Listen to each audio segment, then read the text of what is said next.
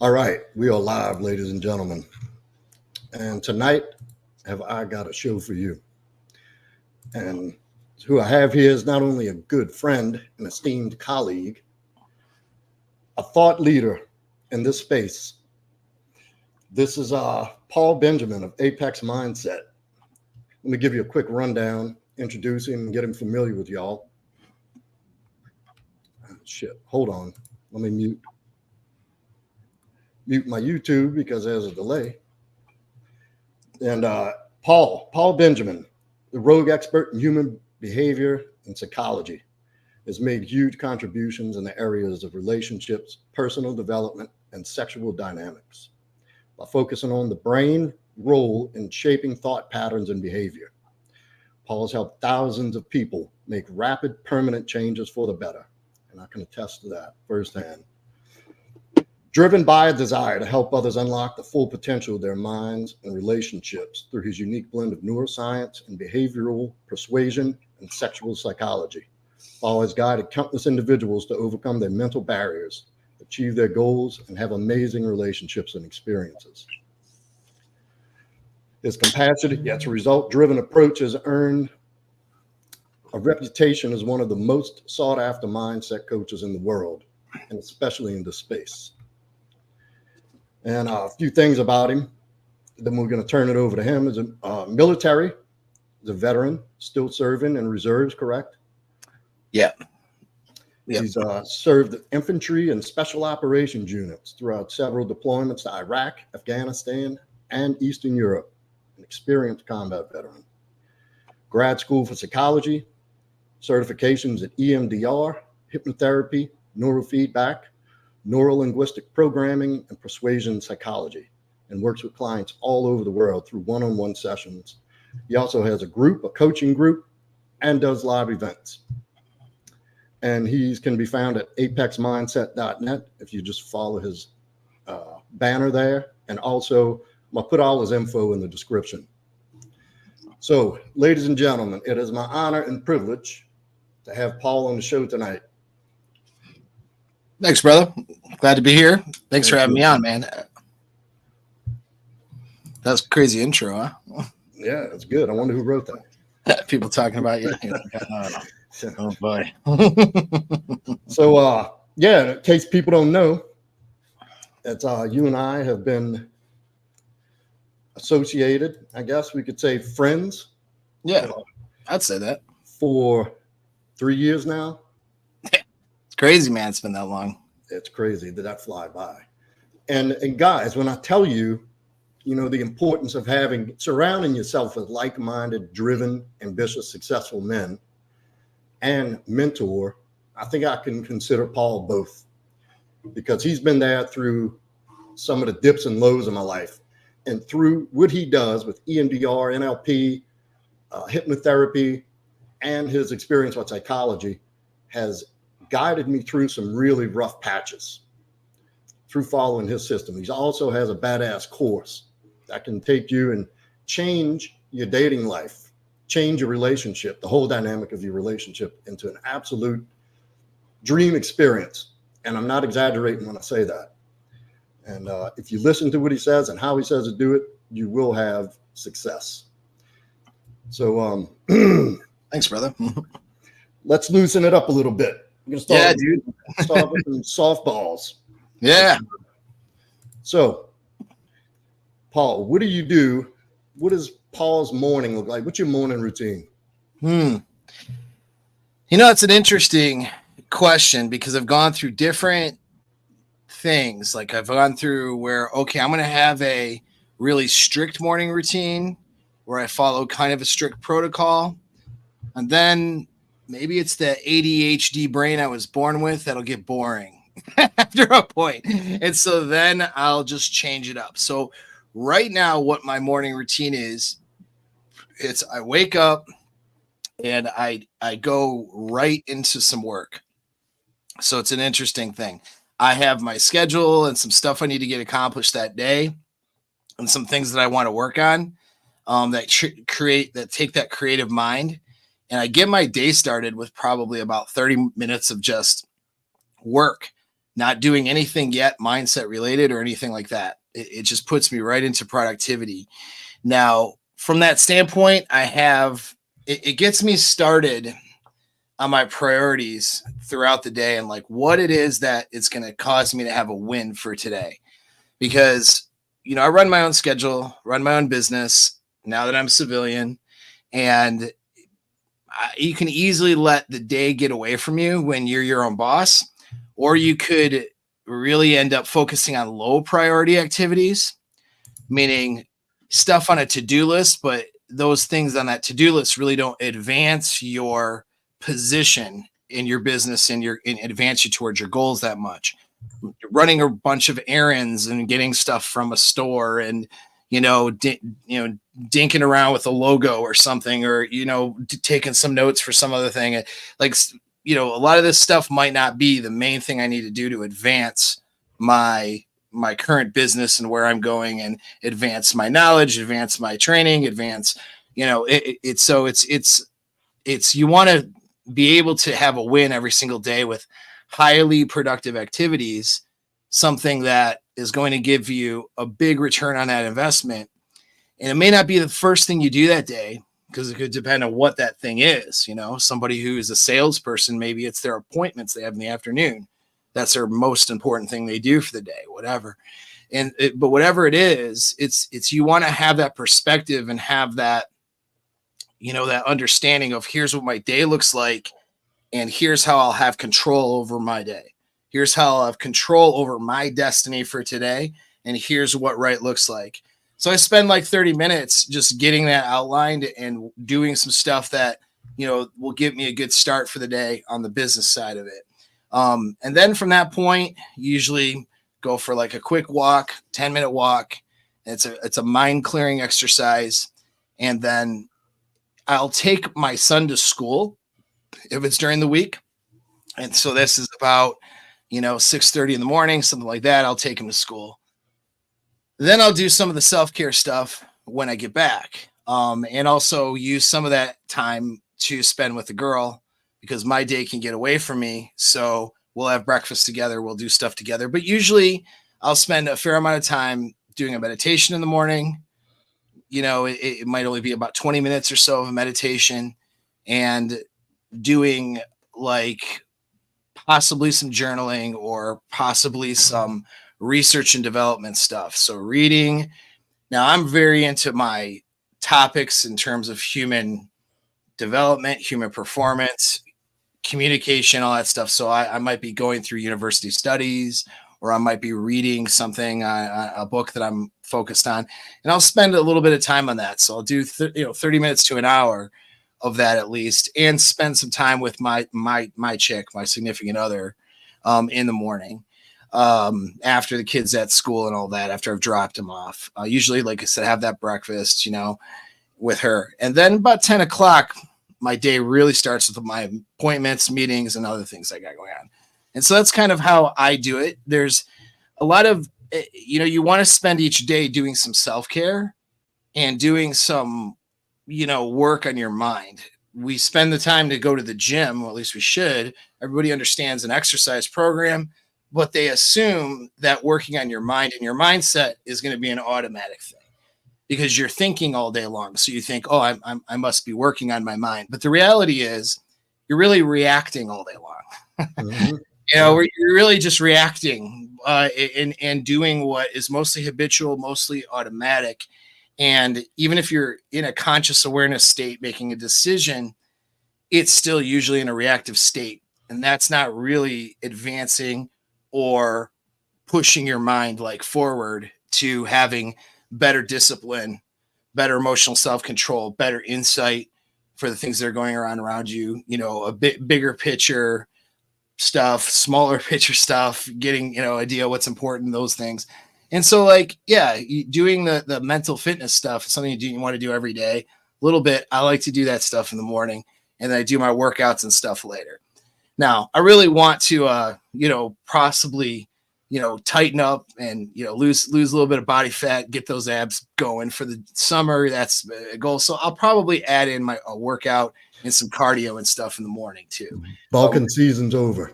Exactly. So I'll probably do some running, some walking with the dog, and usually another thing I'll do sometimes too, because again, my morning routine will change. It just depends on what I feel like doing.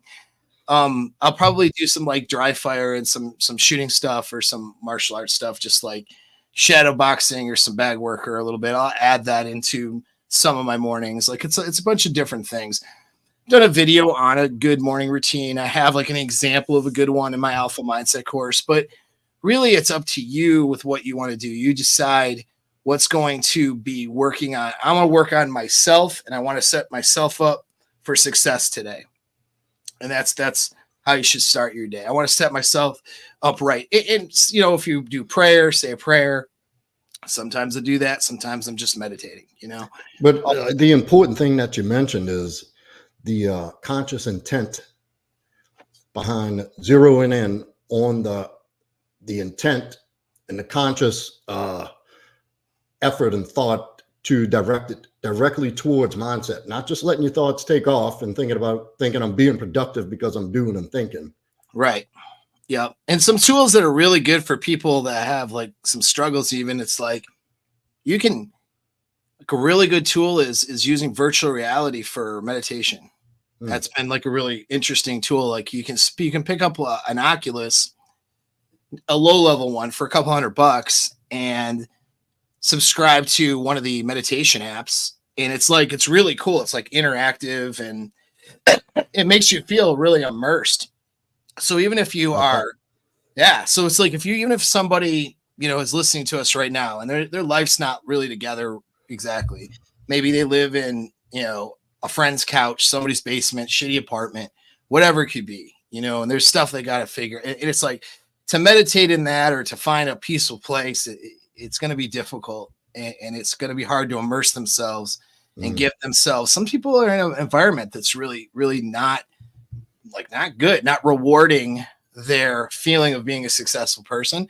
And so they are struggling all the time. You jump into a virtual reality system, and do some meditation from that. It's like all of a sudden you're in nature, you're in some beautiful place and you're totally immersed doing, and then they're doing guided meditation. So it's breathing, you just follow directions, super easy. But the benefit to your brain is huge, huge benefits to your mind. It's like being able to calm the mind, calm the emotions, and take a bigger view, step backwards, bird's eye, see the forest from the trees kind of a thing. It's a huge talent to be able to do that. It's a huge asset. And it can be the difference between success or failure. Most people are out there very unaware, just reacting. And so if you can change that for you, I mean, that's to everybody listening, man, it'll change everything. So you're saying like take a 30,000 foot observer view of yourself, your conscious, like what's going on. And right. And that helps with the emotional self-control part too, getting frustrated, getting angry, getting annoyed, getting upset, having all that stuff comes from fight or flight, protective, reactions. And you feel like it's right here. But if you can train your mind to be further out and take even just 2 or 3 steps back, meditation is what helps you do that. So then it's like, okay, I'm not reacting in traffic because I am late for something and getting mad at this guy. You know what I mean? Like I can take a step back and go, I'm late. Nothing I can do about it now. I'm going to relax, enjoy the ride. What's the consequences? It's a little annoying that I'm late, but it's really not that big of a deal. Okay. Yeah. This isn't a big consequence. Nobody's going to die. I'm not going to get fired. Right. Or whatever. I'll be at best 10 minutes late. I'll rush into the doctor's appointment I'm late for, but they're not going to cancel it. I'll be on time enough. It'll be fine. Right. Well, if your default is, on edge constantly in reaction mode, that takes effort to reach that sort of, that state of automatic calm, being able to pull yourself back to earth and really sit back and look at it for what it is. It takes work. It takes intentional work. Yeah. Oh yeah, for sure. And it's people just find themselves doing the same things every single day all the time that are getting them the same results all the time. They're not sure where to change or where to move, and that's awareness is going to give you that insight. When you have more awareness of yourself and the world around you and what your role in it, then you can start seeing different solutions. Well, I tell guys all the time, the awareness is key. It's definitely your starting point. Yeah. But it's not the solution. Awareness is just a very surface level. That's just at the very beginning of any transformation, is the awareness of something that needs attention. Yeah. But so many people don't even have that, though. Well, so getting them to start there is enough. And once you start there, then there's a lot more work to be done. Yeah. But so many people aren't even not even aware. Not even aware of what they're not aware of, kind of thing. You know what I mean? It's like, what? Yeah, and this is hugely important, like for the relationship aspect of things. A lot of people come to me for the dating, game relationship stuff.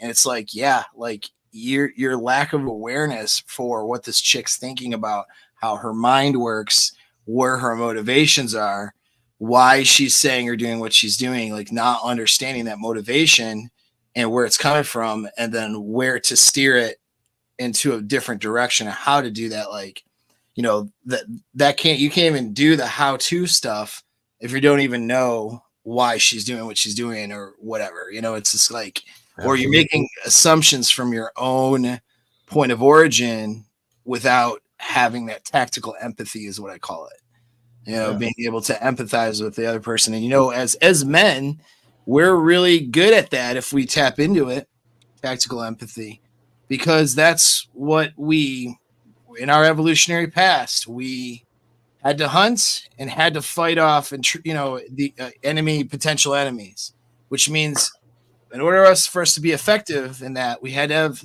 tactical empathy. Where is the enemy most likely going to go? What's the most likely avenue of approach if I'm going to get attacked? Where do I need to put my security? Where do I need to put, my defenses? We're going to go hunt a particular thing. What's the behavior of this animal? How are they behaving and reacting so I can put myself where this animal is going to be so I can kill it and take it home for us to eat? Like, this is something we're wired for in our evolutionary past. Empathy is not necessarily a weak thing. It's really being able to put yourself in another person's shoes and be able to see, okay, here's the reason this person thinks this way. Here's why they have that perspective. That takes awareness, and that takes, being able to take yourself out of the picture for a minute and be able to just see the other person with radical acceptance without your biases getting involved. And then from there, start figuring out how to deal with it. You know what I mean? I think as men, our first instinct, our knee-jerk reaction as men who have a lack of emotional or mental maturity, the knee-jerk instinct is to not be empathetic, tactically empathetic, or empathetically listen, but to jump in and try to start solving with logic. Right. And as well as I do what that leads to, and especially in a situation with your lady. Oh, yeah. And so, they try to start solving things logically from their point of origin and what they see as logical solutions without understanding how the other person feels. Mm-hmm. And feelings are the driving force of a woman's behavior. So if we're talking about her, dealing with your girl, her emotions are the driving force of her behavior, not logic. And so even though you may have the logical answers and all that stuff, you got to understand the emotional aspect of where she's coming from in order to be able to have the frame and move things in the proper direction, and that's the challenge. And guys actually can do this pretty well if they tap into it. But a guy can't do this if he is, and I'll say this as self-absorbed, and I don't mean selfish, but self-protective. You know what I mean? Like I'm worried that we're going to get into a fight and it's going to ruin the evening, or I'm going to worry she's going to break up with me or cheat on me, or I'm worried about this, that. They start getting protective over what's, and then now they get into an anxious response. Yeah. And anxious response says, oh, I need to get control of the situation immediately and I need to respond. Usually for men, it's aggressively or with coercion. That's our defaults. Without having that as a readily available option now, though, for men, which is both good, both bad and good. I mean, it's good that that's not necessarily the most readily available option all the time. Like a lot less violent of a society because of that. But the bad part is there's no default that men have been, that's a natural response for a man. So he has to train or do something different. If he doesn't, his default will often be to go into deering type behaviors, Now, hold up. I know what that is. You know what that is. Explain right. deering. Give me a. Yeah. So deering is an acronym. It comes from No More Mr. Nice Guy. Great book on, communication and male-female dynamics. And so, D stands for defensiveness, excuse, and explain and rationalize. So that's what it is. And guys get defensive or feel they need to start explaining to try to make this other person understand them. And they get into, rationalizing. Well, I know I shouldn't have done that, but I did that because, they get into that kind of stuff. And instead of taking personal responsibility, instead of being solution focused and instead of hearing the other person to try to understand where they're coming from so you could come up with a solution that is good for you, good for everybody involved. And it's you start trying to protect yourself. You know what I mean? And you're protecting yourself because you can't go on the attack. You can't be coercive or violent. If you do, there's going to be negative consequences to that. Mm-hmm. So what you end up doing is you end up getting a self-protective mode, which is a weaker behavior and not leadership behavior. And so what ends up happening is you guys who find themselves here, they find themselves basically putting the woman in their leadership position. And I need to explain to you why I did what I did so you can accept me and love me and pat me on the head and tell me it's going to be okay instead of being upset with me. That's kind of what it'll end up turning into. And it's not a good thing. That's not a good thing.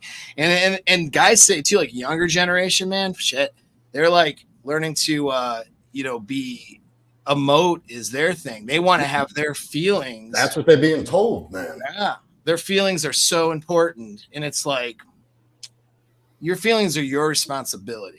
It's not that they're not important, but as a male, your feelings are your responsibility. It's her responsibility too, but you're generally your responsibility to not be led by your feelings. Exactly. And your responsibility to lead your relationships, or, if I'm in a leadership role in the military, I can't I need these guys who are under my command to really understand my emotions. Like, no, that's not leadership. You know what I mean? They need to have confidence in me, and they're not going to have any confidence in me if I'm trying to have my emotions understood. No, you show your strength by not being emotional. Right. Yeah. Right. And you calm, being able to direct and lead and communicate effectively, calmly, and maturely. Yeah. And you can have emotions. But you handle your own emotions, make that your responsibility, not something you dump on somebody else. You can be sad. It's okay to be sad, but deal with your own sadness on your own time, not when you're leading another group of people. You know what I mean? And that's the thing. But guys are taught today that their emotions come first and then everything else comes later. And it's like, dude, that's why your life sucks right now. Because you're not taking charge of yourself, let alone other situations in your life. So, anyway, look, I don't want to get too far into the weeds because we're going to circle back to this because you have a lot to say and a lot to offer. And I don't want to be on here for 3 hours. I know you got a son and you got your girl. So we're just going to go through, we're going to unpack a few things, but I want to start with a brief overview of like what did your childhood look like? Give me like a 10-minute synopsis of childhood, and then we'll go on to the next phase. Oh boy, I'll give you a 2-minute synopsis. So childhood was,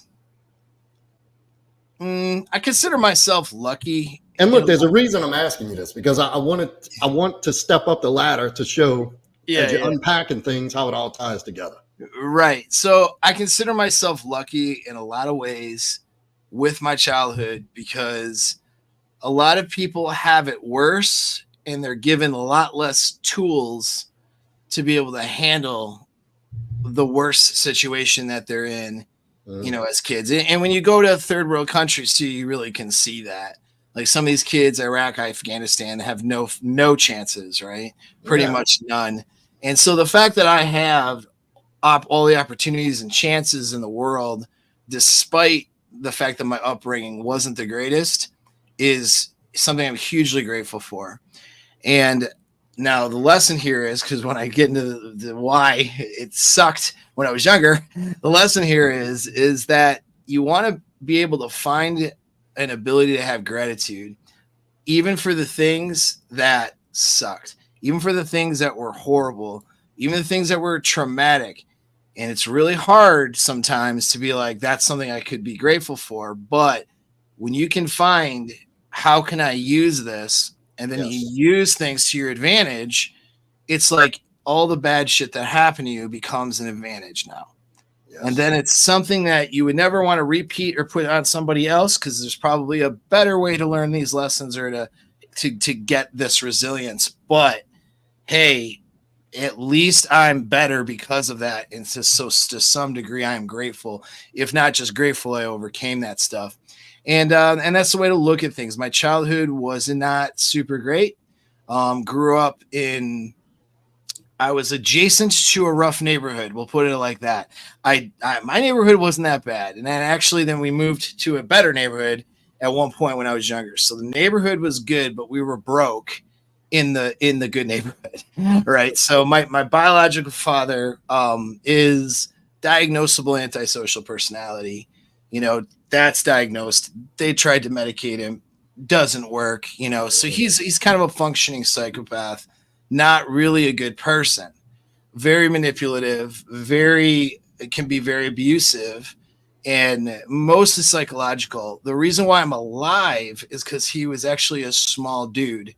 And my parents made the mistake of sending me to karate lessons when I was younger, and I was getting my ass beat from young age, probably till about 12. I started being able to beat up the other kids, and most of it was intestinal fortitude. Me finally saying, "Okay, I'm going to beat these kids up now." And I was around 12, and then somewhere between 12 and 14, I could take my dad out. And that was something I had to do. I had to get in physical altercations with him where I beat him out of the home. And then that led to my mom finding out stuff about him running with some of the, we could say loosely, not anything cool like Tony Soprano style organized crime, but like dirtbag organized type crime, trafficking stuff. Low guys, huh? Like just shitty scumbags. Like it's not as cool as like, I used to watch The Sopranos, and I'm like, that'd be cool, but like, people don't know that's not what real. That's not really what it is, though. That's not. There's a lot of dirtbaggery, right? And so there's just like, he just ended up running a bunch of prostitutes and trafficking and just doing all kinds of stuff, right? So he was a real dirtbag, and had different types of addictions, like, and my mom sort of found out about a lot of that behavior when I was a teenager, realized too that, wait a second, I must know about this, because now that explains why I'm the way that I am, because I became almost like the adult as a teenager. Like I was interested in raising my brothers at 12. And I was, I lost a big portion of that childhood when I was younger, having to fight all the time. I was a dork kid too, like I was kind of a dork, so I got beat up at school, got beat up at home, and it just sucked. That everything sucked. My mom's a great person, and she's overcome so much shit. But during that time period, during a portion of my when I was in my most formative years, she was either not present or very high strung and stressed, which lent to a lot of abusive behavior. That's right. And so, yeah, it was just a ton of abuse and a ton of bullshit, and it sucked. And it put me in a bad framework for a lot of things. But I had good role models too. My grandfather was an absolute badass, and is somebody I looked up to. And then I had martial arts instructors. It was the Taekwondo competitive kind of karate world into kickboxing and boxing. And then later on, introducing more jiu-jitsu and Brazilian style jiu-jitsu and stuff and the MMA stuff. So that's the competitive side of it. But I mean, it was really just a place to go. The boxing gym and the martial arts studio is a place to go and train and have a physical outlet as well as some sort of principles to go by, and an outlet. That's important. Yeah. Oh yeah. And so it set me up for, failure in a lot of ways. But I mean, I also had a good school district because I did live in the good side of the neighborhood, even though we didn't have any money. So I hung out with all the other people from the bad area, because I couldn't afford to do the things that all the cool people were doing. Yeah. Right. But I mean, it wasn't all bad. My mom did, ended up kind of getting herself back together towards the end of my high school, and again, my martial arts instructors and other things had good mentors. So like my friends were like degenerates, a lot of them getting in trouble with the law and all that kind of stuff. Yeah. But when they were getting in trouble, I was in the gym. I was in the martial arts studio. I was in the boxing gym or I was in the, we did some Filipino martial arts where you're doing sticks and knives and stuff. That was really cool for me. And so I was awesome. Doing that stuff, which, was and back in those days too, like in the 90s and everything, when I was in high school, it's like, instructors could beat your ass then. Like no one's suing anybody. You just get your ass kicked. And my mom would welcome it because she knew I could be an asshole if allowed to be. And so it was like, no, like if I got caught drinking or caught doing some of the stuff that a lot of my peers were doing, it was going to be an ass beating. And so I didn't do a lot of stuff, and I was very fortunate about that. I was really fortunate. It's not getting involved in any like substances. I didn't really drink any drink until I could legally in Canada at 19. That was a benefit because most kids fucking start drinking when they're, 13, 14, 15. Well, looking back, yeah, you see the benefit that being put into martial arts and surrounding yourself with these men who didn't take your shit. Huge deal. And that's it. And all those of you guys, and only got a lot of like guys in the audience who are in divorces right now. They've been divorced and they got a kid out of that, or they're not with the mom of their child and they have a kid to raise and they got split custody, maybe barely custody if you're in a bad situation and you're trying to raise your kid with this woman that you probably shouldn't have, stuck yourself into. And now you have these consequences and there's concerns. How am I going to raise my kid? How do I combat all the crap from the school system nowadays, all the crap from maybe this person who's I don't agree with as a mom, right? And all the stuff that's going on, I can't be there 24/7. How can I combat this? And roll that kid into a martial art program. Roll that kid into a good program. Do a little research though. Make sure it's not a bunch of whack jobs running the school. Make sure that they got, good principles that they're going on and that there's a legitimate background in the martial art you're going to train. Doesn't really matter what art. Emphasis on good program. Because there's a lot of trash out there, right? Martial arts have been so diluted coming to the West that they the real meaning and the representation of martial arts is barely there unless you vetted an authentic martial artist who really is not just showing you how to kick and punch, but your traditions, the principles, and a good set of principles like behind that. And there's some merits too to team sports and some of those things, but you got to it's always research who their mentors are going to be. That was one thing my family did do, right? My mom did a lot of effort based on my grandfather and how he raised her and some of his input, because he was a boxer, he was a bare knuckle fighter. And he was I learned some of his stuff a little bit, like when we talked about it as a teenager. A lot of the rest of my family doesn't know much about that, but I got to sort of he had kind of a Dempsey style to him a little bit. And then he won Golden Gloves too. So it wasn't just bare knuckle. He won Golden Gloves a couple of years in a row back in the late 30s. So that was that. And so, the guy was tough, and it was really important for him that I always kept training. And it was really important for him that I went to a good place. And the place I went was the best place, I would argue, best place in Michigan at the time. It's kind of not the same as it was, but back then, if you weren't doing boxing at Kronk's or Azteca, people might recognize those names out of Detroit, Kronk's, and Azteca is another pro that was doing the boxing. If we weren't just boxing, then you wanted to do, you had Detroit Karate Judo Club that disbanded, and all those guys went to this place called Kerry Roop's Super Kicks, because that Super Kick sounds dumb and lame, but it's not a kid. That was his actual fight name. So he was a world champion kickboxer, American style kickboxing, and they had really good name for the 80s. Yeah. Oh yeah, the Super Kicks movie. That's it. Yeah. They made it seem a little frou-frou, but not this guy. That was his fight name. Because he used to do a spinning back kick and knock people out with it.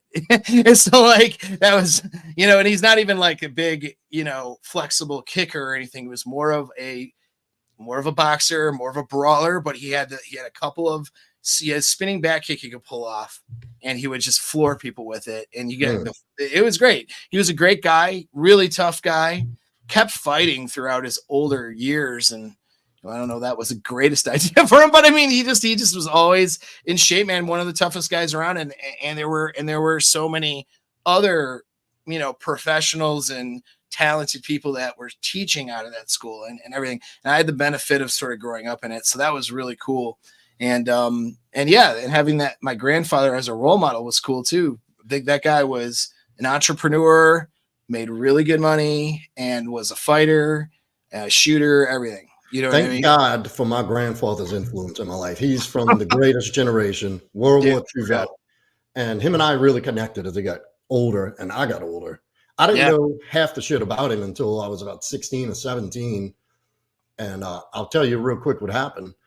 Saving Private Ryan had first come out in 98, right? Yeah. 98. And I used to go, even in my party years and my in and out of jail, and I would go visit with them probably 3-4 times a month, go have dinner, play cards. I loved my grandparents. Yeah. And it was always a safe haven for me, even growing up, because I grew up in a highly dysfunctional home. So it was like a vacation to be able to go spend time with these people who truly loved me and were attentive. And one of the things we used to do is once a month, we'd watch a movie. I'd go to Blockbuster, pick out a movie, and we'd go watch it. And I thought, all I knew was he fought in World War II. I didn't know he was in a Pacific theater or anything. Yeah. So I thought he would like to see Saving Private Ryan. So I brought it over there and I was like, I got a great movie. You're going to love it. Let's everybody go in the living room, get ready. And he's getting out of his chair and he's like, what you got? What did you bring? I said, Saving Private Ryan. And he's like, no, thanks. I said, what? He goes, I was there. I don't need to see that. Yeah. He said, I've seen enough. He said, I don't. And so he started, and that opened the floodgates for him to tell me so much about him. And for the last 3-4 years of his life, we had bonded so much, and I'd learned so much from him, a lot like your grandfather, just a tough ass, hard as fucking chicken lips, old man who really had to grow up, had to be a man, like a strong man. He came back from 2 years of war in the South Pacific and had a job in 2 weeks. Oh yeah. And anyway, I didn't want to cut you off, but I wanted to inject that. No, that's fine. Kind of reinforce the importance of a positive male role model in your life. Dude, so many guys don't have it. And that's the thing. They don't have it. They don't grow up with it. And so it's and there's things like, I wish I talked to my grandfather about women when I was younger, because we didn't breach the topic. You didn't talk about that stuff. Yeah. Hopefully my family, some of my family members don't watch this shit, but just because, but dime them out a little bit, whatever. But he took care of my grandma her entire life, because that's what you did back then. And they were Catholic, and that's what you did. Wasn't a staunch religious guy or anything, but that was, once she started having kids, it's like, we can't just break the family up and not have kids, right? But there wasn't a great, necessarily what I would consider a great marriage. And he ended up with I don't know how many side chicks he had, but I know for a fact he had a mistress that he took care of for like 40 years. He had a mistress that was just this chick that he had for 40 years. And then he had my grandma. And that was just how they did things back then. And now it's like, not that I would want to emulate that, because that's not a good scenario to ever put yourself in. It's 2024. Don't marry probably anybody unless there's a real legitimate reason. Like some military guys understand why marriage happens. And if you do it, you got to do it right with the right paperwork. All right, enough said. But back then, things were different. And so it would have been interesting to get his take on how he thought about like women and how they act and how to, because obviously he had game. You know what I mean? Like obviously he had his crap together, but I have no idea like what lessons, good and bad, mistakes as well as successes he would have had. I really wish I could ask them. My grandfather and I did breach the subject a little bit, and he had some amazing insight, which kind of set me off on a course. I was always good with chicks. Like I never had a problem getting women, even in my younger years, especially not because I was just whatever. And when I was getting married, and I was over there for dinner one night, and I told him I'd proposed to my wife, and it was exciting for me, and they were glad to hear it. And he kind of had this little talk with me, and my grandma was in the kitchen preparing our plates. That's what they used to do back then. And she was preparing both of our plates to sit down and eat. And he, I don't know exactly what we said or how we got onto the subject of. And he said, oh, because when I bought my house, my wife's parents came over one day, and I ain't going to get into that. So they just came in the door. They didn't knock. They didn't anything. Right. I was like, hey, look, when y'all come here, you need to announce. You need to let me know you're at my house. Right. Like, make yourself known. Don't just walk in. That's not good. And I told him that, and he goes, no, you're the king of the castle. A man runs his home. And my grandma muttered something about, because he was a playboy too. Yeah. And she muttered something about, and you keep those strange women away. He said, bullshit. He said, a man takes care of his family. He's not meant to be with one woman. He said, all the other ones don't matter. Wow, dude. Nice. And, interesting. Well, and she didn't say a word. She didn't say a peep. Right. Yeah. Yeah. So, I mean, he obviously had, being that, archetypical alpha male, it's like they had control over that area of their life. But because of social conditioning and things that people have now, you have guys who are archetypical alpha males, other areas of their life, and then they fall apart when it comes to the girls. Women, when it comes to, I see it all the time. Like these guys you think are just ballers, good looking, jacked, successful financially, socially, just well known and well renowned. And when it comes to their women, they're total punks. They have no idea. And that was the one area of your life that could break your whole life apart is not having that under control. Dude, so well said. And that's such an interesting, because I just did a video on my YouTube channel on, the whole concept of chasing excellence and not women and all that. That was kind of a mantra, I think, I don't know if Rich Cooper made that up or if that's something he got from someplace. The whole idea of chase excellence, not women. And I understand it's like, probably not.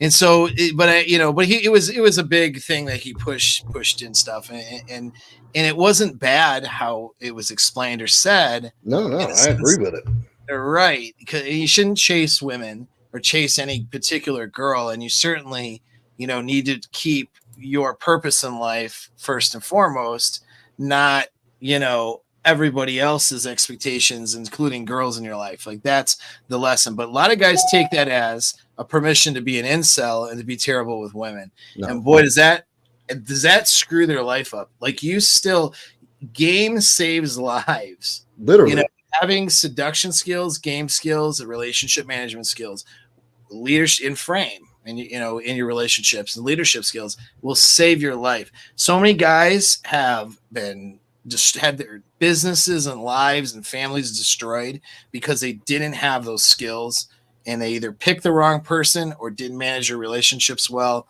and usually it's a combination of both. And they destroy their lives, have to start out over as men, in their 30s and their 40s and their 50s. And it's a mess.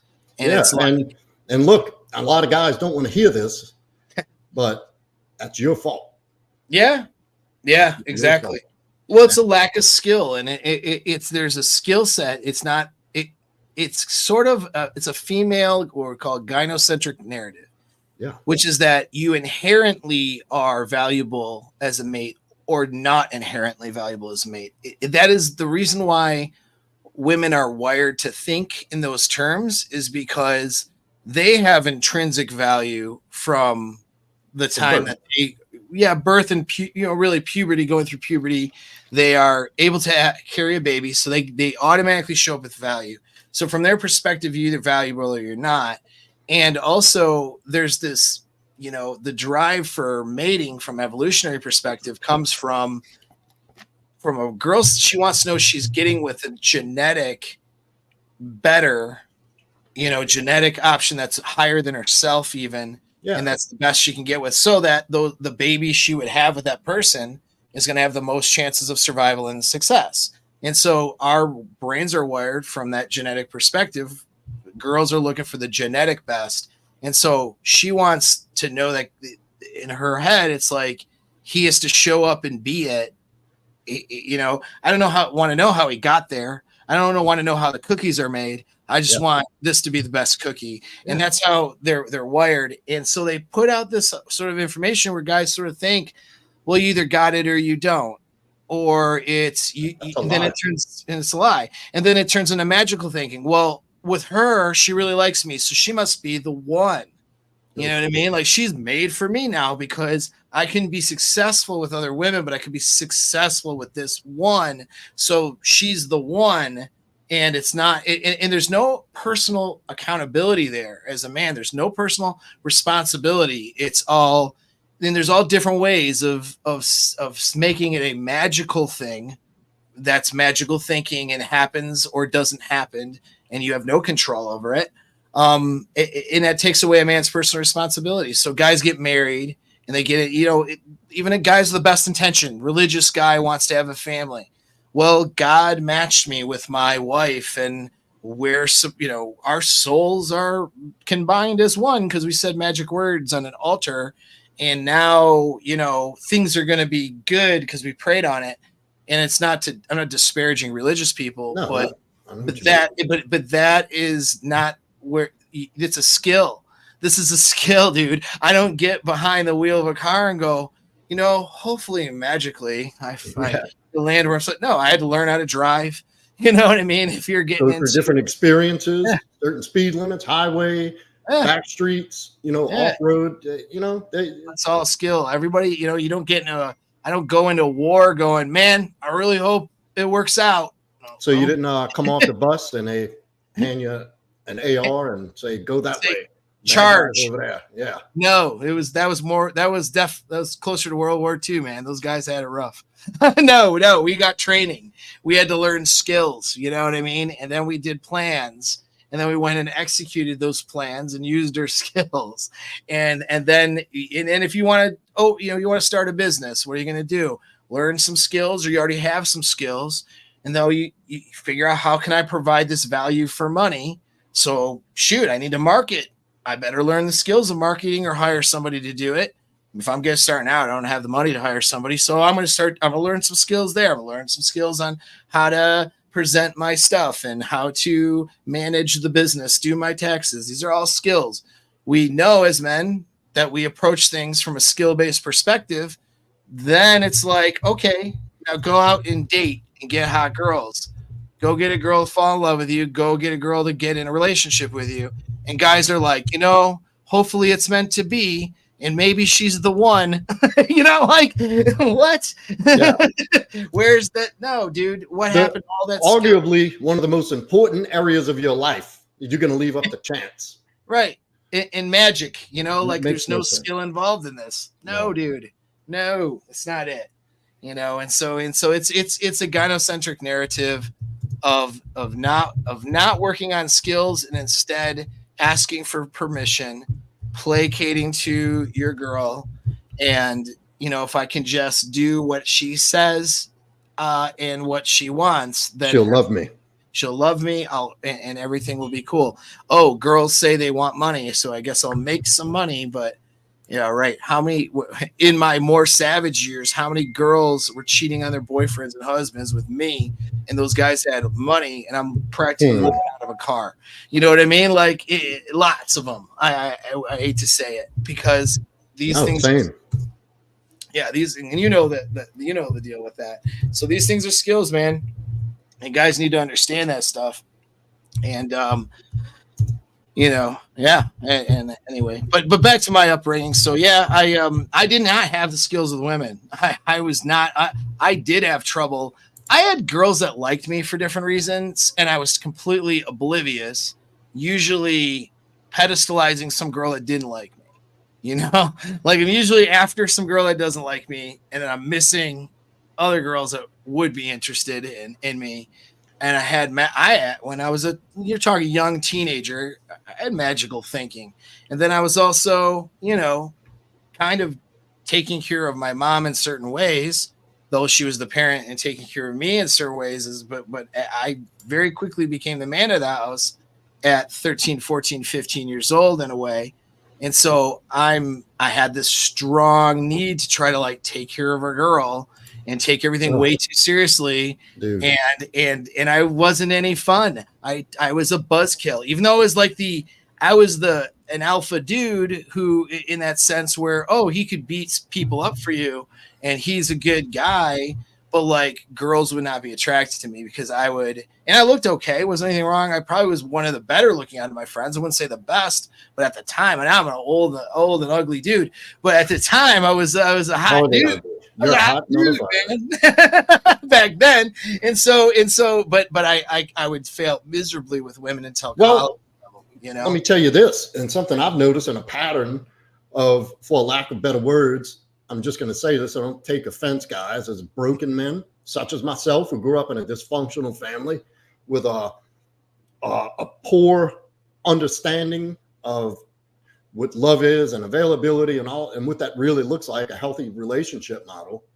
I always seem to go to someone like you said. I had tons of chicks that liked me, but I always wanted the one that was unavailable. Yeah, because that's how your relationships are framed. My parents were unavailable. Yes. So of course, and I'm always trying to win their love over. So what's interesting is bonding chemicals, get a little neuroscience in the mix here, is oxytocin and vasopressin, mixture of those things. The oxytocin part is what we really feel for our caregivers when we're kids. The oxytocin is oxytocin. It's not a different neurochemical when you have a bond to a girl you're romantically interested in versus a parent. The difference is the sexual component. Hopefully, you're not sexually interested in a caregiver, but you are sexually interested in, fuck that. But here you are sexually interested in, the girl that you want to, like, that you're interested in, right? Well, with that interest and that sexual interest and some of the things guys will do in their head, especially if they need that connection because they didn't have it when they were younger, they'll get an oxytocin thing for this girl, and that's where they feel all these feelings for this girl and all those feelings of attachment for this girl, and it's unhealthy and misplaced a lot of times if you grew up in a not a good home with either absent parents or abusive parents. You want to replace that oxytocin with a romantic partner because your friends don't give you oxytocin like that. It's going to be parental caregivers, but then as you grow older, it ends up being your romantic partner. Right. And so oxytocin is identical. The difference is the dopamine sexual drive towards the girl you're interested in. That's what makes it feel different. But really, the attachment neurochemically is the same. And so guys and girls too, women who grow up in tough upbringings, tough families, they end up, shifting those attachments to unhealthy relationships. And that was certainly something I was prone to as well. Absolutely. And I was too. And look, we got a quick question. We're going to divert a minute to answer. It says, hey, Paul, wondering if you had any videos on your channel covering why it's hard for guys to get over an ex who took their V card. Guys, men do not lose their virginity. You fuck for the first time. Let's get that idea out of your head. You're not like, we don't say that. Girls lose their virginity. Right. We do it for the first time. Yeah. Yeah. You're not having something take something from you. But before we go on to the next chapter, you want to take a second and answer this? Yeah. So, why is it hard to get over an ex who you banged for the first time? You mean you as a guy? It's not. It was hard for you. It was hard for some guys. Wasn't hard for me, but I'll tell you why though. Not because I'm so cool. It's because I'm the opposite of cool. I couldn't get laid in high school, and I was so annoyed by the fact that I couldn't get laid because I was just in my head, and I had pedestalized women, and there were a lot of unattractive behaviors and all the things because I didn't have good guidance there. I would blow all my chances. I had a girl ask me to the prom that I wasn't going to go to, who was an exchange student who at the time was, for her age of 18-year-old girl was hot. And I ignored her. I ignored her the whole night because I was interested in some other girl that didn't like me. And so this is why I wouldn't get laid when I was younger. And then finally at 19, the town harlot, you know what I mean? Threw me a bone and jumped on it and made it happen. And then I was in like a pretty cool relationship for a couple of months with her because she had pretty much been around all of the blocks and all of the neighborhoods. And then she was interested in me. She worked in an office down the hall, but we went to the same high school together. She was a year, older than me, and she had way more experience than me. And it was like, we had a good party for about 2 months, but in this sex-fueled, goofy relationship I was in, I knew going into it that this girl is going to blow the situation up, and it's going to be weird and toxic, and I'm going to have to let her go. I knew going in that there's no way somebody with her background and her behavior is going to be a good relationship person. This is somebody I'm banging until she crosses the line, and then there's no more of that. I could go find somebody I really like. And she was attractive. She was she was a good looking person. It wasn't like this ugly girl. However, I knew going in, and that's later on, I realized that you can frame your emotions as a man. Our brain works where we have our instincts in our unconscious mind that operates in the background, and then logic happens, and then emotions happen. When it's switched between a logic and emotions, we're actually thinking like a female when that happens. Yes. Thank you for specifying that. Yeah. So when women, they have their unconscious and their instincts, but they have emotions first. And then based on the emotions, they can logic and reason things out. Doesn't mean women don't have logic and reason. It just means that this emotional component operates in their brain first. When a guy is reacting from trauma or fear or weakness, he reacts emotionally first and then logic. So just know when you're doing that, that's the way the woman brain works. But other than that, though, normally we're logic first and emotion. So if I'm going into a sexual situation with somebody with the understanding that objectively, I don't know this girl yet. I've met her a few times. I like her. She's attractive, but she could be a nut job. She could be really toxic, or she could be really awesome. I really don't know yet. So I'm going to see how this goes. I'm going to go into it with an open mind. If she turns out to be a train wreck, I'm not going to take it personally, have hurt feelings because my fantasy of a white picket fence and her having 3 of my babies or whatever crazy thing I had going on in my brain that wasn't real, right? I'm not all broken up and crying because the first girl I had sex with, I pedestalized and put, all of this mental framework around her that just doesn't exist. And so from the first time of me having sex with somebody, I mean, she broke up. Like the reason for the breakup was she done one of the most toxic things anybody could do. She banged a bunch of my friends. That was nice of her. That was nice of her. Like, hey, thanks for doing my friends a favor. You know what I mean? And we are not in a relationship now, but that's cool. I wasn't even broken up about it. Like, I didn't shed a single tear over it because I knew she was crazy like that. I knew something bad was going to happen. I just didn't know what it was.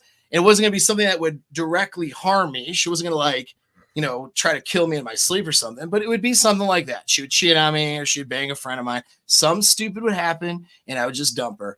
I knew that going in. So what were my emotions doing? My emotions were calibrated now to the situation. I didn't fall in love with her and get into this whole thing where now I'm broken up about it.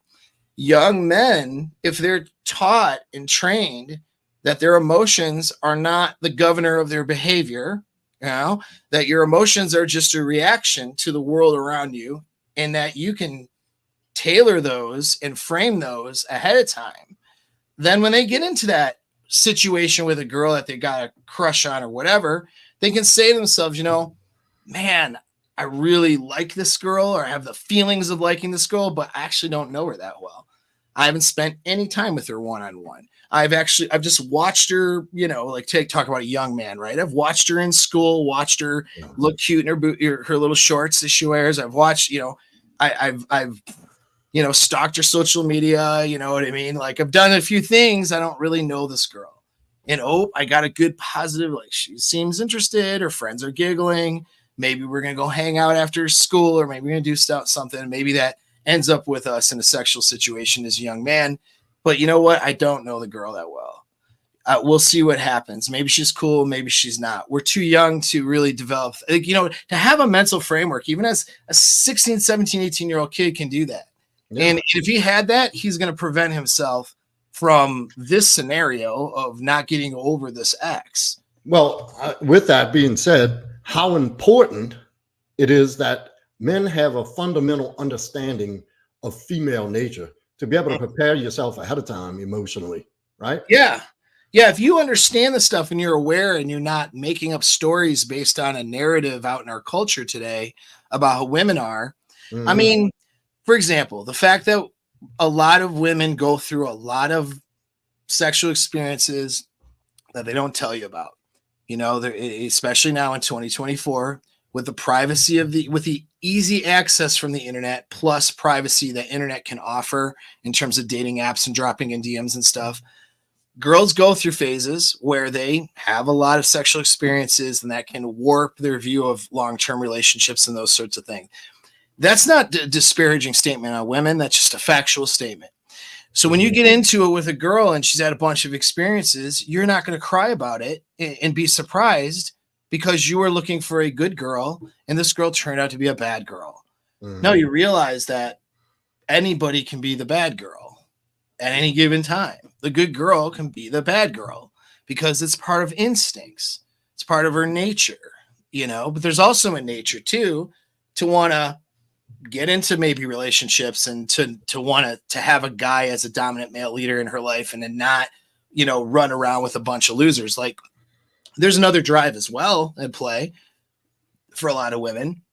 And they're just drives. They're just things their internal instinctual brain draws them towards. It's not to be shamed. You're not shaming them. We're not punishing them. Another one is people lie.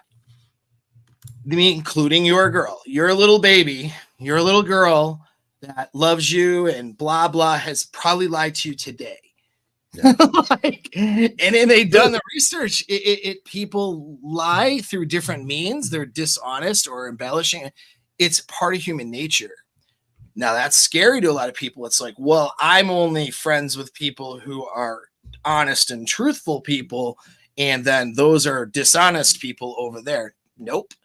Everybody is dishonest and everybody's truthful. It's just that there's degrees. Some people have principles and will operate on principle, which means they're not going to lie very often. They're not going, they're still susceptible to it, but they're going to be dishonest much less, and usually by accident if it does happen because of principles they have. And then you have other people who have no principles and are just going for the short-term gain or emotional response. And so they're going to be more prone to being dishonest and lying. But you have a scale and a range, but everybody is susceptible. Everyone's told things that weren't true to somebody before in their life. Everybody's done it. It's not always been bad either. Sometimes there's reasons to not tell somebody something, but that's there. That's a reality people can't face because they want to feel safe. They want to know that they pick the right woman who would never blah, blah, never do this or never do that. Comforting lies. Right. But when you realize, well, wait a second, people just lie. That's kind of part of human nature.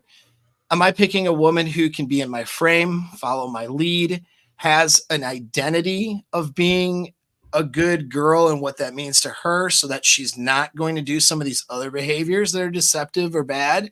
Like, what's going to steer her away from making these mistakes and doing the right thing? But it doesn't absolve her from making a mistake. And so now you know, a guy doesn't lose his whole like sense of safety and identity when his wife finds out his wife lied to him about something.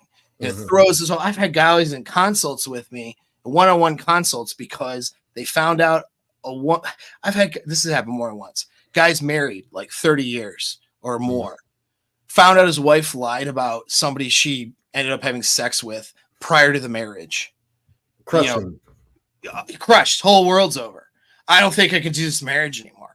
I'm like, really? I'm like, slight overreaction. What? Yeah, what? But he had the woman on a pedestal, and had unrealistic expectations for how she should be and what she should be behaving like, and then couldn't stomach a mistake, couldn't stomach that she did something bad or something wrong, which is what imperfect human beings do. So like understanding female nature is actually being more respectful and more forgiving of women rather than being less. Now, a lot of guys in the internet who probably don't touch women in real life, they have their weird things they do where they're like, I only want a girl who's a virgin and this, and like just like weird stuff going on. There's a lot of that floating around right now. Yeah. So those guys are just, we know those guys don't have real relationships with people, but those of us in the real world, you know, it's like, you know, having an understanding of female nature helps you have more forgiveness and more of an objective view. I'm not saying you're going to just accept bad behavior. No, you don't blindly accept it and act like Right. I want to specify that. Yeah. You don't just tolerate it. No, but it gives you the truth. This guy had this it's this avatar of a guy, because it's been more than one guy with us, married 30 some years, has had a pretty decent relationship and wife and situation. And when I break it all down, I can see that it's there. It's not something worth divorcing. And he's thinking of it because of some stuff she did. He's traumatized over her sexual past. And she's been faithful to him, as far as you can tell, at least for decades. You know, that's crazy. And that's what not having awareness and objective reality about women will do to you. You know what I mean? That's why guys get hurt when they have their first sexual partner and then she dumps him for another guy in the football team. And he's like, oh my God, I'm crushed. I wasn't picked. You know, I'm going to go, you know, I'm going to go take myself out of the gene pool now. I'm going to go jump off a cliff. Calm down, dude. Who cares? You know, it's like, it's just a chick. Relax. And unfortunately, she wasn't better than what you thought she could be, but she's also your stupid age kid who's 17 or whatever, you know, she's your dumb age, making dumb choices herself. And it's not that deep. It's not that big of a deal.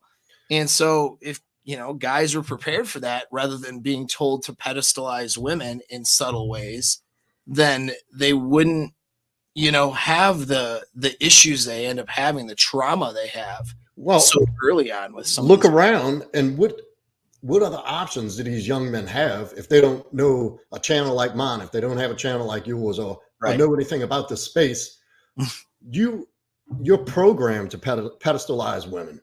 Yeah. No, that's it. It is programming, and that's It's in the music, it's in the movies, it's in the TV shows, it's in like they're superheroes now, and they're successful this, and they're cops, and they military heroes, and they all these things that are not real. Yeah. Well, and that's like 4 pillars of frame that I have in my when I my year-long seduction program helps guys with frame. And the 4 pillars are, programming is one pillar. Is you have to deprogram yourself from what everything else is telling you and start to see things a bit more objectively. And that's part of frame. You have to have frame for yourself first. And once you have that, then you can have leadership in a relationship, because you'll have frame for the relationship that she steps into and adopts, those principles. But it's programming and deprogramming. You have to deprogram the girl you're with. You know what I mean? Talk about how important it is that you understand frame and you're able to build and maintain your frame quickly. Yeah. So it's, understanding frame is the key to everything in your relationship and everything for yourself. What frame is that if you have a frame, whether you know it or not. And so it's a psychological concept, which is basically, this is how I see and how I operate in the objective world. So we have an objective world that's out there, that's existing.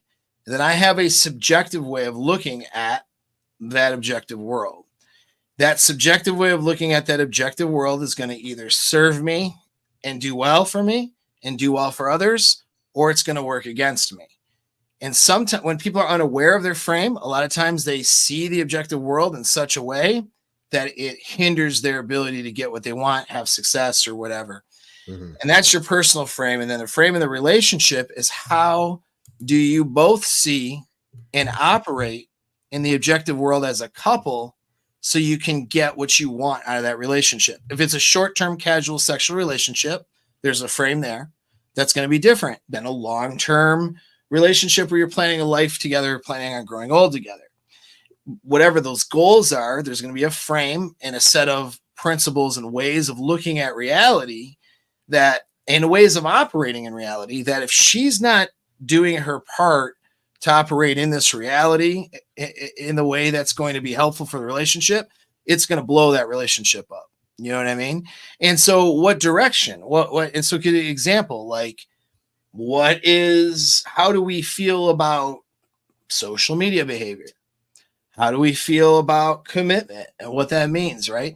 If her idea of social media behavior is to signal to other men and to, covertly have other things going on the side, and that's not really, and you expect to have a long-term relationship with her lasting until you're older, maybe have some kids with this girl or something, those two things don't fit together. She is operating in a personal frame that is outside the frame of a relationship that can be successful long-term, for example, with happiness and healthy and all that stuff. And so, like, that's really important to have that in your life. And how you have that, first step of that, is to be able to start seeing reality for what it is, because other people have conditioned you, me, everybody, other people have conditioned you in a way that serves them, but not necessarily in a way that serves you.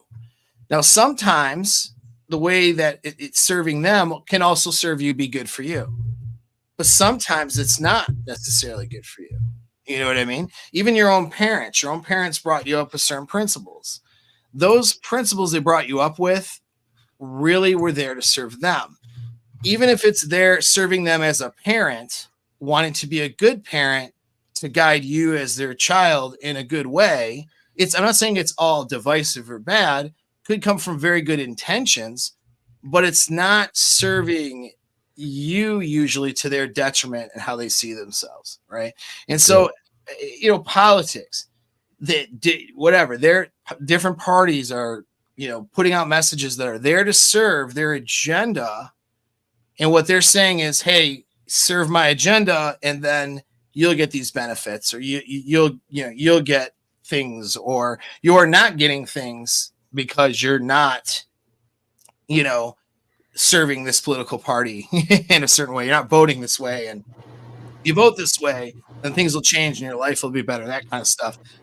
But what are they really doing? They're trying to serve themselves first. You know what I mean? It doesn't mean it's not benevolent. It doesn't mean that they don't care about anybody else. But it does mean that, it's not you that's coming first. You have to come first for you. With your, whether you with your God or your beliefs of how you think things should go and how you want to see the world, you gotta put, at least your perspective first and foremost. Doesn't mean you can't self-sacrifice. Doesn't mean you can't take care of others. No, that's not what it means. And of you not still being able to be of service. Right. Your perspective is coming first, and then you look at everybody else's perspective from there. Maybe your perspective is wrong and you need to change it, but you're still looking at, okay, like Joe, you're going to give me advice because I'm doing something wrong. I'm open to hearing it. I'm on my own point of origin. I have my own frame, but hey, maybe I'm doing something wrong. And as a friend, you tell me, I'm like, yeah, dude, I see that. That's probably right. And so now I shift my frame. I change my mind. I change my direction, but it's filtering through my own awareness and decision-making. It's not something that's just being programmed or automatic or, that's one of my tenets. And this is no mystery. You know about this, the being your own mental point of origin, and how important that is to maintain that idea and practice that and put that into action every day, because you doing that puts you in the best possible position to be that guy, that father, that husband, that business owner, that whatever you're going to be. You can, for lack of better terms, you always pouring from a full cup. Right. Yep. Operating from that place, from inward outward. Mm-hmm. Yeah. Yeah. Yeah, dude. Absolutely. And so it's important for everybody to have that. And it starts with framing your life, and then it extends to everybody else around you. You know what I mean? Yeah. Anyway, where were we in those questions? Because we got way off course. I know, dude. This is like when we start. It's like when we normally bullshit. When we normally it's like exactly what happens every time. We're gonna do this, and this. It just goes where it goes. But it always turns out good. I mean, dude, you're saying a lot of really good shit. And I don't mean to call it shit. You know what I mean? No, yeah, I know what you mean. Yeah. So, real quick, we're gonna have to do a part 2, I guess. And but I do want to go over some of the stuff you offer, which is hypnotherapy, EMDR, something EMDR has helped me tremendously. And the NLP and persuasion, and how you help guys implement that. And give us an example of, I know why you started MDR and the benefits it's had for you. Sure. We were going to step into that, how you came about doing that. Oh yeah. Well, that's part 2, man. It's like time flies and all that. And again, unfortunately, believe it or not, I know it's like late already in my time, but I actually have another call at 15. And so I thought we'd be going for, I can't believe it's already been an hour and some change. But hour 18. I was going to right at 30. Well, give us a quick synopsis of EMDR, what it means. We'll start there, and then wherever we leave off tonight, we'll pick up where we left off on the next. Yeah, dude, for sure. So no, it's having fun anyways. This is like good conversations, and it hopefully helps your audience, dude.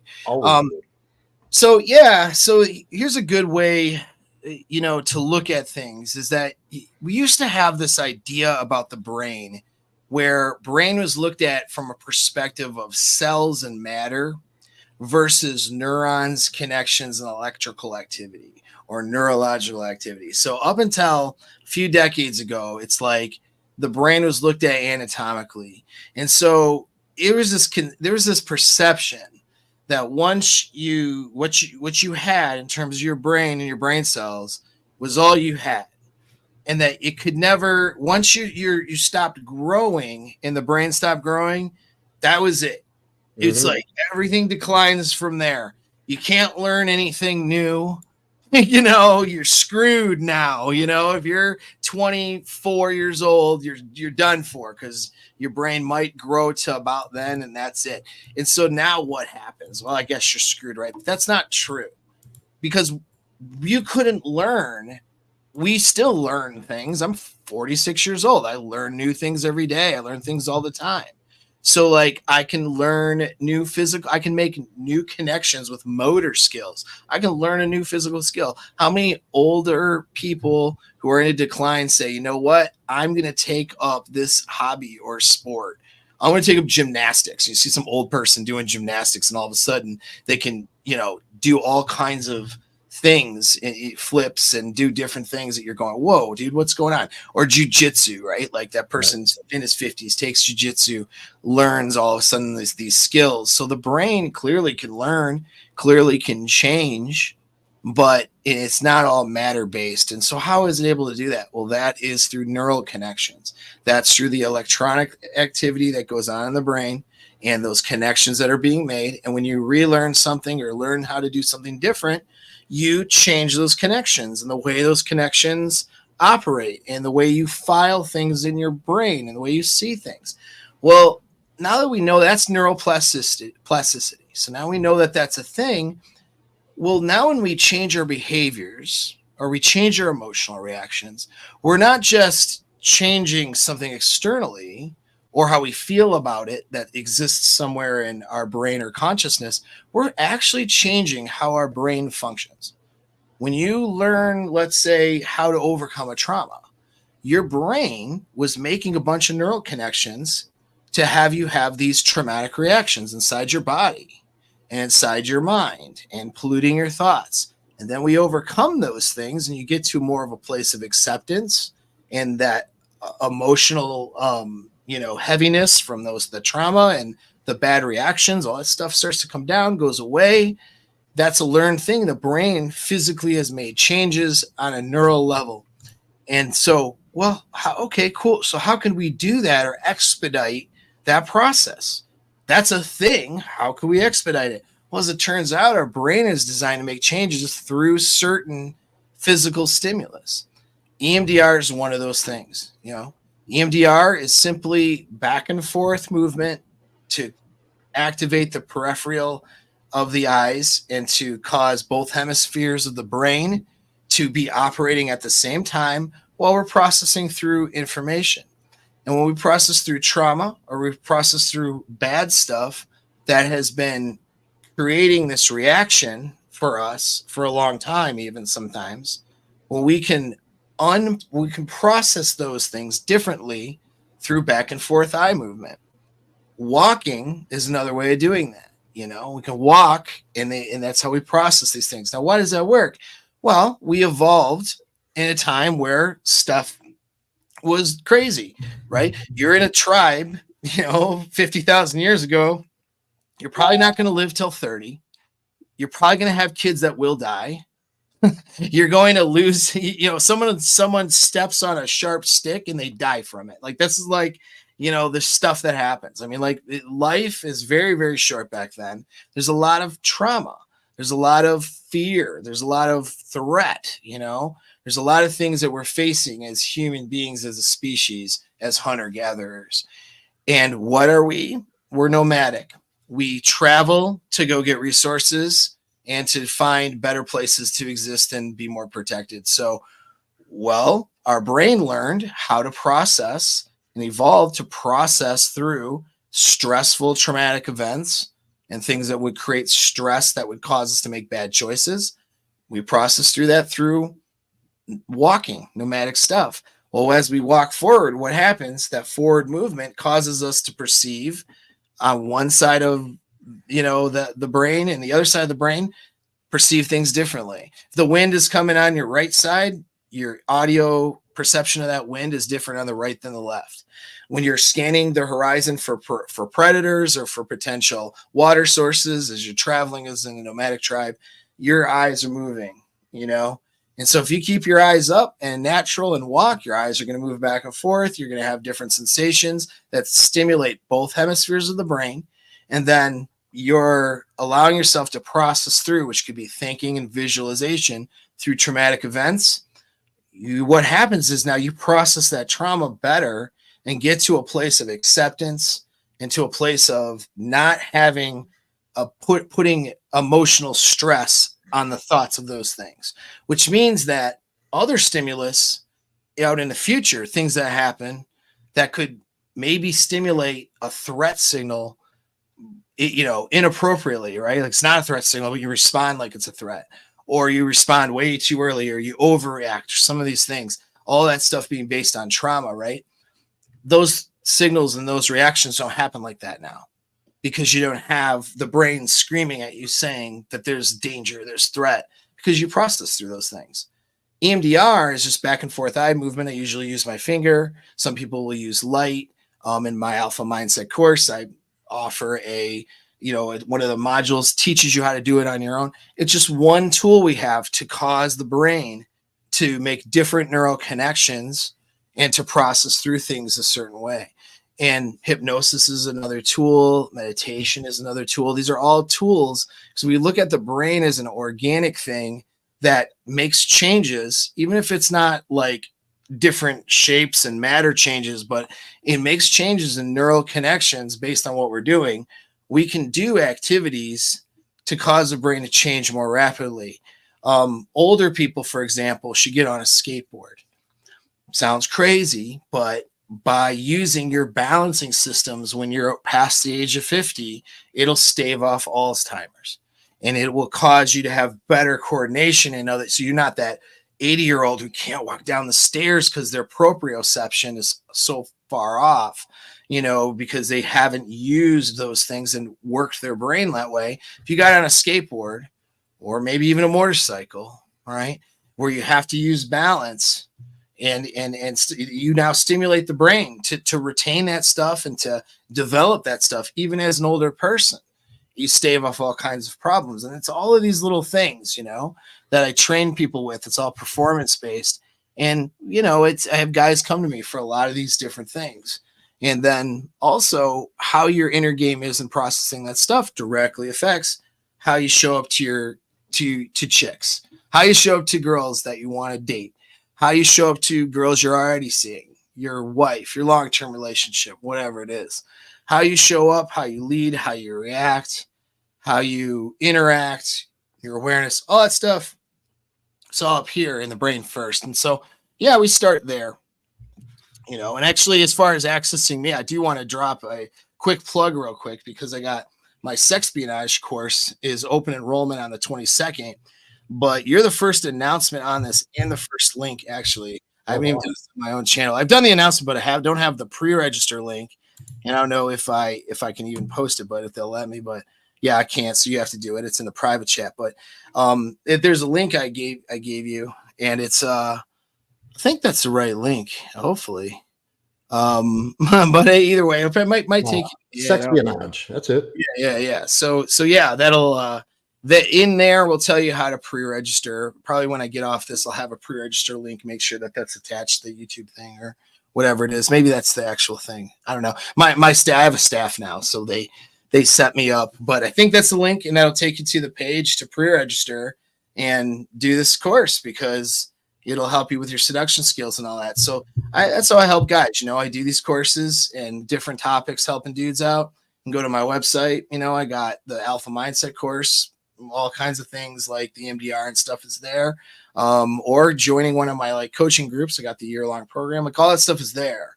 And dudes can jump on or just watch my free stuff on YouTube. That's cool too. Whatever they need to do, man. That's what I'm here for. Right? Well, let me tell you this. Guys, he's barely scratched the surface, and y'all got to tune in for part 2. We barely scratched the surface of what he knows, understands, and offers, and how he can really help you. Trust me, I've worked with him one-on-one myself. We started off as a business relationship, and we became friends, but that's where it started. Yeah. And all the stuff he's saying about MDR, hypnotherapy, he introduced me to walking. And the importance, and that's been a tremendous life tool. I can't even, and we don't have time to really get into the nitty gritty of it, but we've barely scratched the surface. And Yeah. we've got a lot more to say. Thanks, brother. I appreciate it. And I just want to say to your audience too, man, the guys that are here and showing up, I know it's a small channel. Mine's not like huge either, but your small channel has a lot of value. You know, you've been through a lot of stuff, and you're a walking role model for guys that need to learn how to be more into their masculinity and more into their masculine versions of themselves, and start making better decisions and start, you know, taking control of the shit that's around them. And you're a good resource for that, man. So I just want to make sure I say that you guys are in the right place if you're watching this show. And that's not just because of me, that's because of this guy that's the direction, this guy. Yeah. Well, look, that's a great honor and a great compliment coming from you, brother. It really is. Thanks, bro. And so look, you can obviously find him at Apex Mindset. His IG, everything is in the description. And I strongly recommend, if you get his course, Alpha Mindset course. It's amazing, packed with information in just about every area of life that you can, you know, possibly conceive of leveling up, because that's what I'm all about, the leveling up. Just the things he said about optimizing your life experience, optimizing your relationships, business, but it starts with you. And you need help, and that's okay. It's okay to go looking for help, to find a coach, to find a guide, to take you through this information and shorten the process, so you don't have to do it like I did at 40 years old and find it the hard way. And that's why I'm here, and that's why he's here, to make a difference. So Awesome. With that, thank you, Paul. I can't tell you how this was a great stream. Yeah, dude. One of our best ones, absolutely. And thank you for coming on, and hit that like button, subscribe, hit that notification bell, and I'll see y'all next Wednesday. Hell yeah. Thanks, brother. Thank you.